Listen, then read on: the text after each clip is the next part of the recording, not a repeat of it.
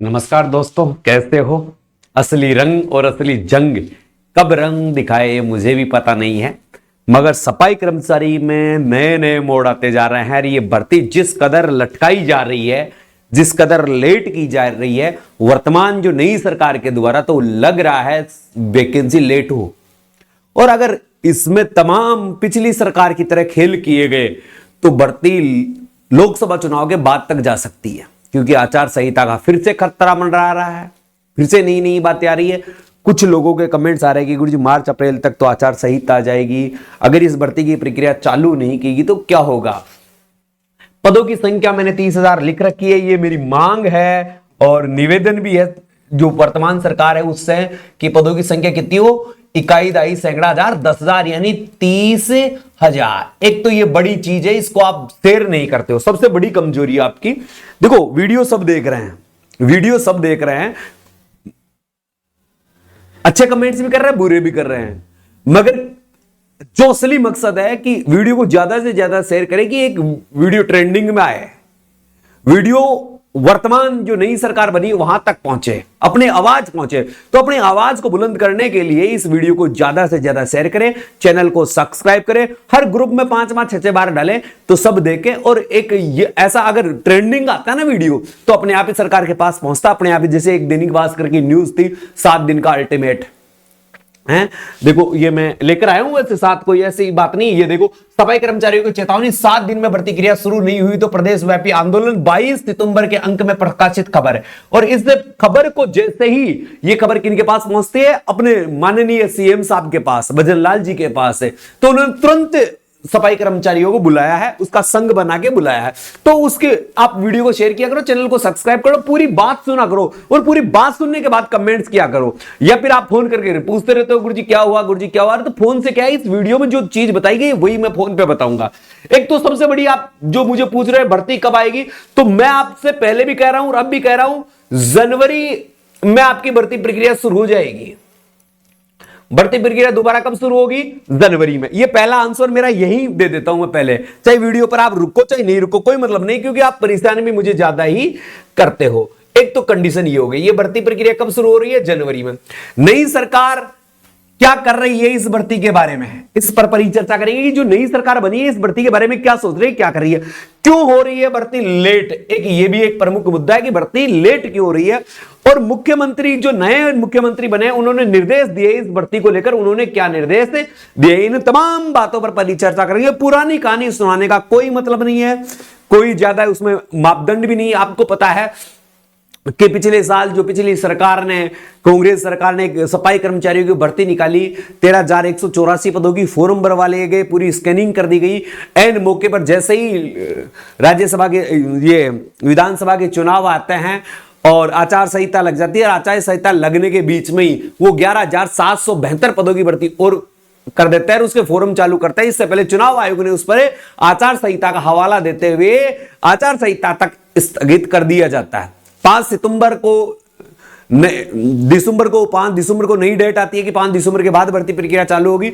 जैसे ही चुनाव खत्म होते हैं, जो डीएलबी विभाग को जो अध्यक्ष साहब है अवगत भी करवाते हैं, मगर डीएलबी विभाग ने कोई निर्देश नहीं दिए। अब कमिश्नर, जो ये डीएलबी का कमिश्नर है, ये देखो कौन है, केसरी लाल मीणा, नगर निगम कमिश्नर है। इनका भी एक वाक्य जो बयान है बड़ा महत्वपूर्ण है। क्या बयान आता है इनका, यहां पर ये देखिए, आचार संहिता लागू होते ही डीएलबी की भर्ती पर रोक लगने के आदेश आ गए थे। भाई आचार संहिता लगी, डीएलबी की भर्ती पर रोक आ गए थे, इसके बाद प्रक्रिया थम गई। अब वापस अगर मेरे पास भर्ती कराने के आदेश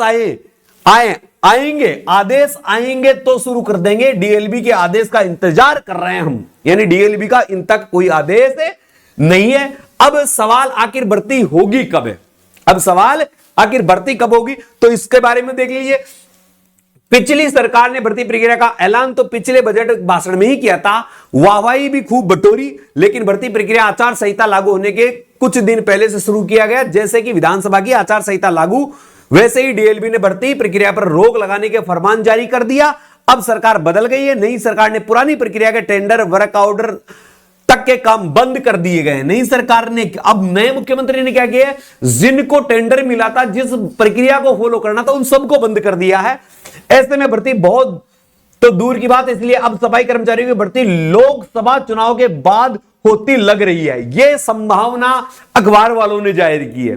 मगर जब दम हो तुम्हारी आवाज में, जब इरादे तुम्हारे बुलंद हो, हौसले तुम्हारे बुलंद हो, और काम किसको करना है रे भाई? हमको। किसको? हमको। और हमको काम करना है तो मेहनत किसको करनी पड़ेगी? हमको। तो आप लग जाइए। अध्यक्ष साहब से मेरी कल संभावित है कि मैं बात करूंगा नंद किशोर जी से, और उसका रिकॉर्डिंग भी आपको सुनाने का प्रयास करूंगा। ये मेरा पहला प्रयास रहेगा। ये जो चीजें हैं ये आपको सब यूट्यूबरों ने आकर बता दी होगी। इस प्रक्रिया का कोई ज्यादा महत्व नहीं है, क्योंकि एक बार भर्ती तो आए।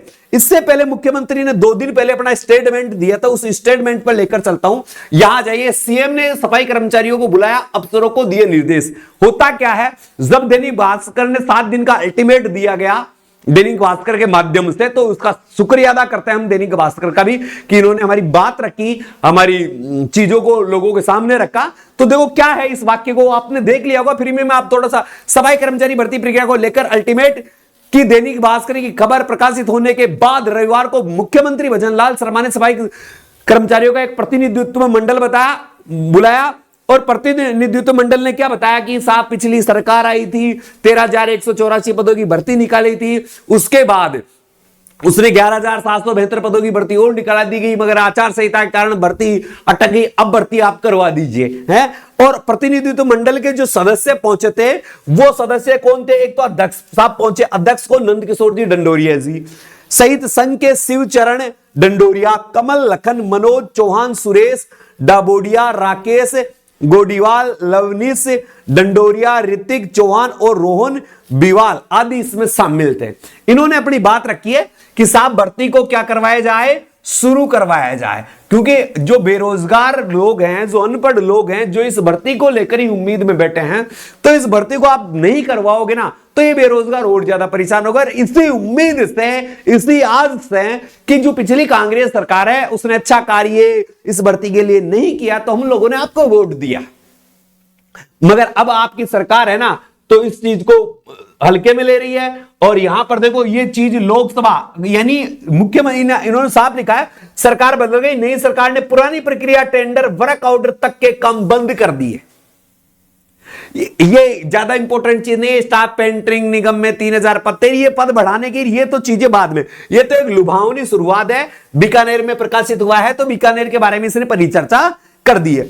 अब क्या होगा मैं इस पर परिचर्चा करूंगा। इससे पहले देखो अपने पोस्टर पर लेकर चलता हूं, मुख्यमंत्री के निर्देश, क्यों लेट हो रही है भर्ती, अब कब आएगी भर्ती, इन सब पर मैं परिचर्चा कर लेता हूं। देखो भर्ती कब आएगी, पहली कंडीशन है भर्ती कब आएगी। तो भाई साहब अगर आप में दम है, आप जोर लगाते हो, और वो जो 7 दिन का अल्टीमेट है वो असर करता है, तो आपकी भर्ती प्रक्रिया आपकी जनवरी में शुरू होनी चाहिए। जनवरी में ही भर्ती प्रक्रिया शुरू होनी चाहिए। वैसे एक निर्देश में मुख्यमंत्री ने यह कहा था कि 100 दिन की जो कार्य योजना है, 100 दिन की जो कार्य योजना है, उस कार्य योजना में इसको शामिल किया गया। तो 100 दिन तो आचार संहिता से पहले की बात है, ये आचार संहिता लगने से पहले की बात है, तो उसमें ये इसको शामिल करता है, तो ये भर्ती जनवरी में शुरू हो जाएगी। ठीक है। अड़चन क्या है, क्यों रुक रही है, क्यों रुक रही है, ये बड़ा प्रश्न है। तो देखिए तो पिछली सरकार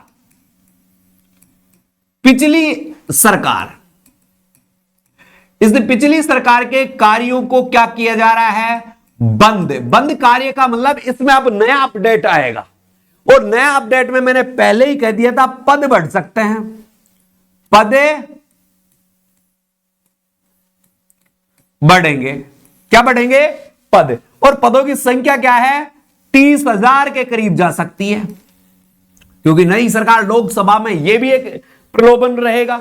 अगर मैं ये भी कह दूं, मेरी वीडियो अगर आप ज्यादा शेयर करते हो, सब लोगों तक पहुंचाते हो, तो मैं सरकार को भी चेताता हूं कि जिस प्रकार राज्य विधानसभा के चुनाव हुए उसमें कांग्रेस सरकार को पटकनी पड़ी, तो लोकसभा में अगर ये भर्ती आप नहीं करवाते हो तो लोकसभा में आपको भी इसका खामियाजा भुगतना पड़े सकता है। ज्यादा भी नहीं तो 2-4 सीटों पर प्रभाव पड़ेगा। और ये चुनाव सीधा किससे संबंधित है, मोदी जी से। किससे संबंधित है? मोदी जी से, क्योंकि मोदी जी किसके बलबूते पर है? लोकसभा के सदस्यों के बलबूते पर है। तो अगर एक तो सफाई जो भजन लाल जी लोकसभा के चुनाव को प्राथमिकता देते हैं तो इस भर्ती को जल्दी शुरू करवाएंगे।